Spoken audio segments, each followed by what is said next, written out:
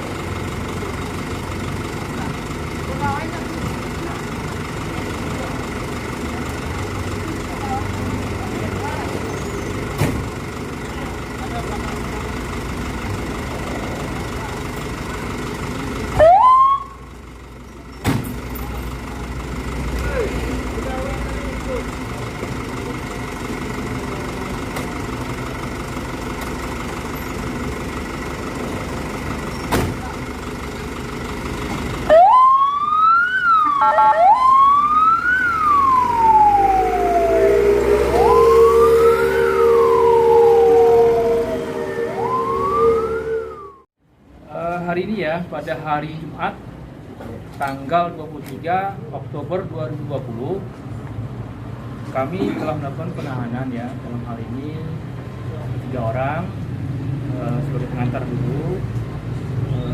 3 orang ini nanti kita sampaikan di sini. Sekarang kasus yang tadi kita lakukan penahanan yaitu perkara tindak pidana korupsi pengadaan modul pembelajaran IPA Sains SD berbasis digital interaktif pada Dinas Pendidikan dan Kebudayaan tahun 2019 dengan pagu anggaran 4 miliar 500 juta rupiah.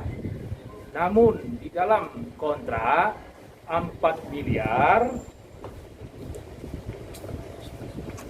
490 juta 186 ribu. Namun di dalam HPS dibuat di sini oleh PPK 4 miliar 499 juta 990 ribu. Intinya dari pagu 4,5 miliar di dalam penyusunan HPS hanya dikurangi 10 ribu. Jadi 4 miliar 499 juta 990 ribu. Namun dalam kontrak tadi, dalam kontrak 4 miliar 490 juta 186 ribu rupiah. Dengan modus mereka melakukan markup. Dalam hal ini penghitungan oleh PPK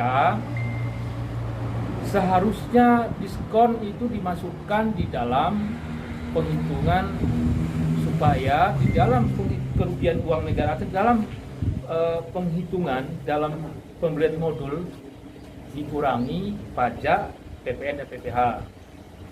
Cuman di dalam penghitungan dari si PPK ini hanya 10% dihitung, padahal diskon itu 40%. 30% tidak dimasukkan di dalam penghitungan dia, dan itu menjadikan keuntungan bagi rekanan.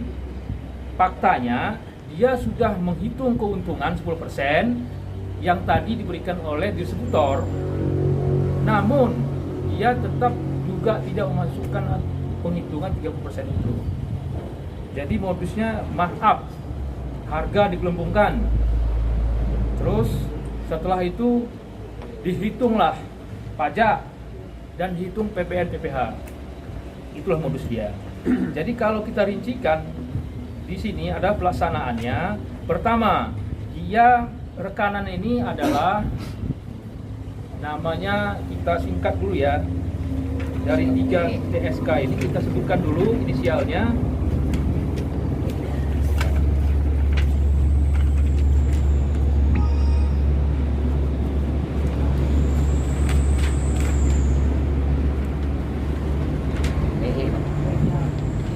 Ya, hari ini kita tetapkan tersangka atas nama pertama dulu ya, atas nama S. S ini adalah menjabat sebagai Kepala Bidang Sarana dan Prasarana Dinas Pendidikan, Kepemudaan dan Olahraga Kabupaten Kuantan Singi tahun 2018 sampai dengan sekarang. Dalam pekerjaan ini, dia selaku PPK, juga sebagai KPA. Tersangka kedua berinisial EE, selaku Direktur CP Aksa Jaya Mandiri. Ini yang kanan tadi. Yang ketiga, inisialnya adalah AS.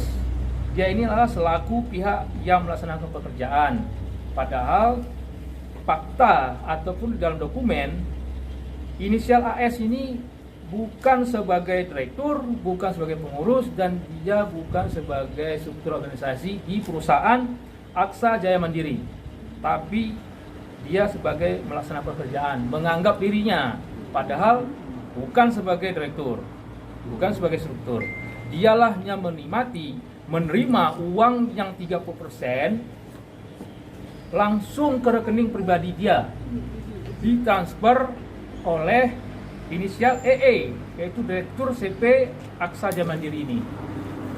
Rekening pribadi, dari rekening perusahaan ke rekening pribadi. Kemudian EE juga mentransfer sebagian kepada distributor yang tadi pembelian barang di Bekasi, karena barang itu kan dibeli orang ini ke Bekasi. 2 kali transfer oleh yang pemilik perusahaan inisial EE, 2 kali ditransfer inisial AS. AS ini tadi saya sampaikan bukan sebagai pemilik perusahaan, tapi dia juga mentransfer pula lagi ke distributor sana, seolah-olah dia pemilik perusahaan. Ini yang modus dia. Nah, jadi kerugian akibat yang timbul dari 4,4 miliar dari kontrak, 1 miliar 355 juta 570.000 rupiah. Jadi itulah kerugian akibat adanya markup tadi, dinikmati atau diterima oleh inisial AS sesuai dengan bukti transfer 1 miliar 355 juta 570.000 rupiah. Saksi yang sudah diperiksa sebanyak 35 orang, termasuk 1 orang ahli. Dokumen yang sudah kami sita 92 dokumen. Dan hari ini kami tetapkan baru 3 orang. Jika nanti ada perkembangan, tidak lepas kemungkinan akan kita jadikan tersangka. Tapi berdasarkan bukti yang ada ya, pada keterangan tersangka, saksi, ada fakta-fakta dalam hal penyidikan. Cuma sejauh ini 3 tersangka ini masih mengakui masih mereka lah saat ini. Tapi kalau nanti dia buka mulut ataupun membuka keterangan tambahan, yang menikmati 1,3 miliar kerugian itu adalah ABCD. Kami akan jadikan mereka juga tersangka. Ini kalian catat ini 1,35 miliar ini kan tidak uang sedikit ini, banyak ini. Mungkin itu saja ya. Ada pertanyaan nanti kalau pasal yang kami sangkakan sesuai dengan pasal Undang Tipikor itu,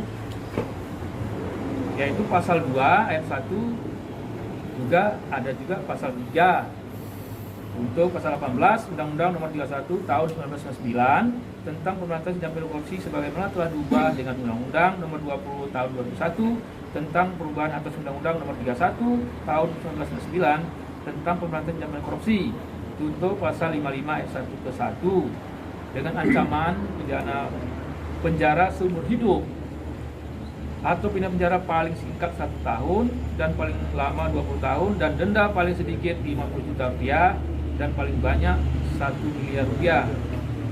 Dan mulai hari ini tanggal 23 Oktober 2020, ketiga tersangka yang saya sampaikan tadi kami tahan 20 hari dari depan ya, minggu depan. Jadi titipan nama itu tahanan sekarang? Tahanan kami titip sementara di Polres Kuantan Sengingi di depan. Nah, jadi untuk hari ke depan. Nah, jadi kalau masalah nanti pemindahan itu belum, saat ini masih kita lakukan penahanan perkara. Itu ya.